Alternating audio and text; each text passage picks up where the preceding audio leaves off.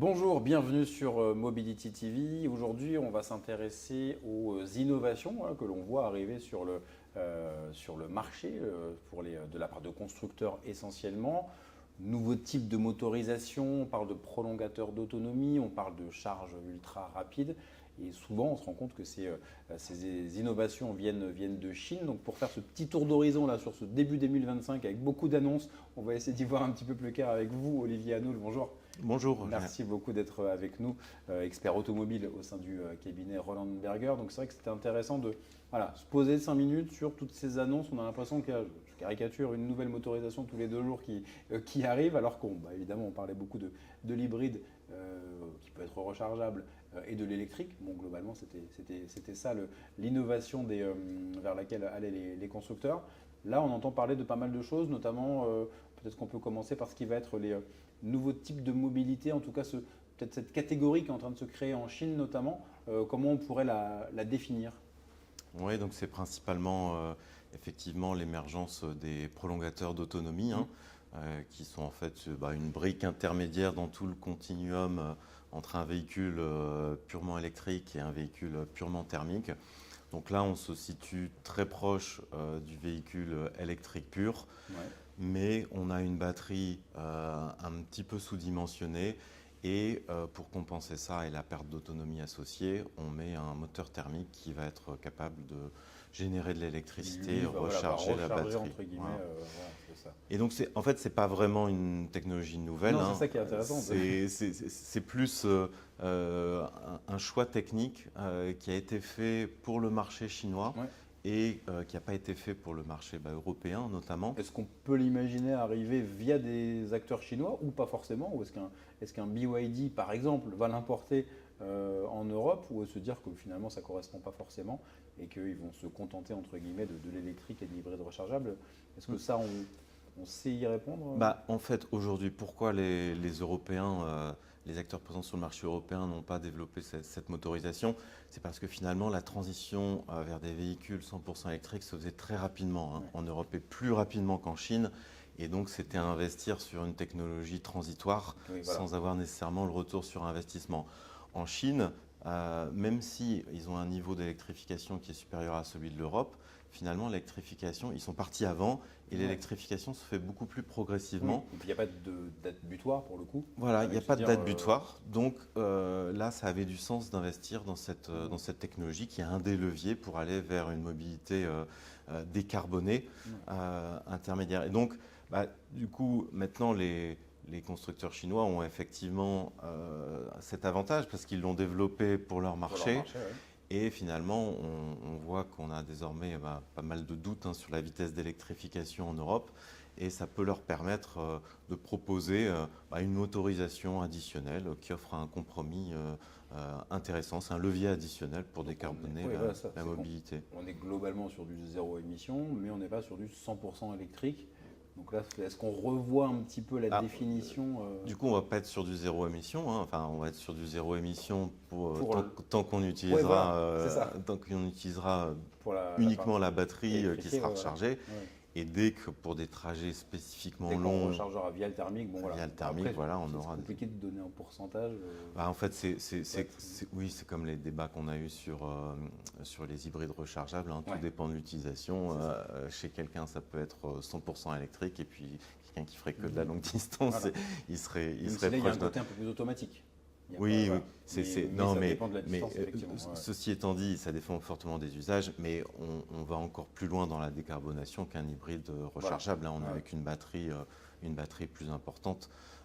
Donc globalement, je sais pas, on peut dire qu'on va décarboner en gros entre 70 et 85% par rapport à un véhicule thermique pur. Et sur cette logique de se dire que peut-être que 2035 finalement, on parle de clause de revoyure, on parle de ralentissement du 100% électrique, est-ce qu'il y aura des sujets sur la table sur ce nouveau type de motorisation qui permettent malgré tout de faire quand même beaucoup baisser? On peut penser par exemple aussi à ce sur quoi travaille Toyota, qui est certes présent sur tous les continents, donc qui ne peut pas avoir une stratégie que pour l'Europe par exemple, donc qui met de l'électrique en Europe, mais qui est aussi sur d'autres motorisations, l'hydrogène. Ils ont présenté récemment différents types de motorisation aussi, avec encore une fois pas que du zéro émission, mais on s'en rapproche. Est-ce que cette logique-là, vous avez l'impression ce sera un sujet abordé, notamment voilà, du côté de Bruxelles, pour se dire bon, comment on réussit à faire baisser le CO2 rapidement si ce n'est pas du 100% électrique qui est faisable? De toute façon, c'est sûr que toute l'industrie le sentait arriver, mais en 24, on a vu qu'il y avait une limite d'un point de vue de ce que le marché pouvait accepter. Donc, à partir du moment où on a atteint cette limite, tous les leviers sont bons pour continuer à décarboner.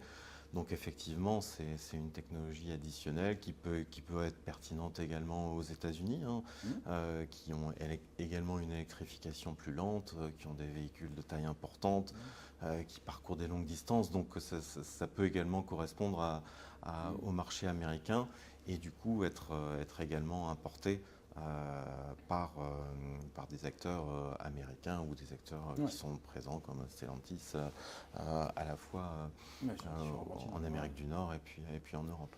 Et sur le côté justement du point de vue du constructeur, c'est vrai que c'est pas évident non plus parce qu'il faut savoir sur quoi investir. Effectivement, il y a des groupes qui sont présents sur différents continents. Là, ça peut être aussi compliqué de savoir faire le bon choix. C'est peut-être un moment où il y avait ce côté, allez, électrification, on sera 100% électrique en 2030. Voilà, on a bien vu que tous les 100% électriques en 2030 avaient quasiment disparu les uns après les autres et qu'on repoussait à l'échéance. Là, comment on peut imaginer un petit peu là, pour les constructeurs, comment ça va évoluer? Ils seront obligés d'être sur plusieurs types de solutions? Oui, ils seront obligés. Et ce qui est compliqué finalement, c'est pour les acteurs qui sont uniquement européens. Parce qu'eux n'avaient pas prévu ce type de technologie pour des marchés américains ou chinois. Donc c'est vrai que pour les constructeurs purement européens, finalement l'incertitude réglementaire, avec la brèche qui a été ouverte récemment avec l'assouplissement du café, génère une incertitude qui génère une complexité dans les plans de produits. En termes de motorisation. Passer ces usines au 100% électrique, on peut se poser une question, quoi. Forcément, c'est pas... Donc, alors après, il y a des plateformes. On est quand même plus proche d'une plateforme électrique. C'est vrai. Donc, on peut avoir une plateforme 100% électrique qui a été prévue pour avoir une option, en fait, range extender. Oui, voilà, c'est ça. Et on voit aussi que certains constructeurs font le choix de reproposer une version hybride de certains modèles qui n'étaient pas forcément censés l'être au départ. Bon, là, pour le coup, les chaînes de production existent encore. Elles n'ont pas été fermées, mais en tout cas, il faudra peut-être les laisser vivre un petit peu plus. Oui, c'est ça. Au-delà de cette nouvelle motorisation, en fait, en gros, tous les leviers qui permettent de décarboner sans passer complètement à de l'électrique pure, que le marché rejette aujourd'hui dans les proportions dans lesquelles on veut lui imposer, sont bons à prendre. Et donc, effectivement, il y aura plus également d'hybrides classiques et d'hybrides rechargeables pour atteindre les cibles CO2. Et parfait. Merci à vous pour cet éclairage, Olivier Hanoul, sur ces évolutions. Alors voilà, vous l'avez compris, il n'y a pas une motorisation qui arrive tous les 2 jours, mais en tout cas, il y a des choses, il y a des questions à se poser, des éclaircissements qui vont se faire dans les mois qui viennent, des choix industriels aussi faits par les constructeurs. Et bien, on sera là pour les commenter également, comme d'habitude, sur Mobility TV. Merci et à bientôt.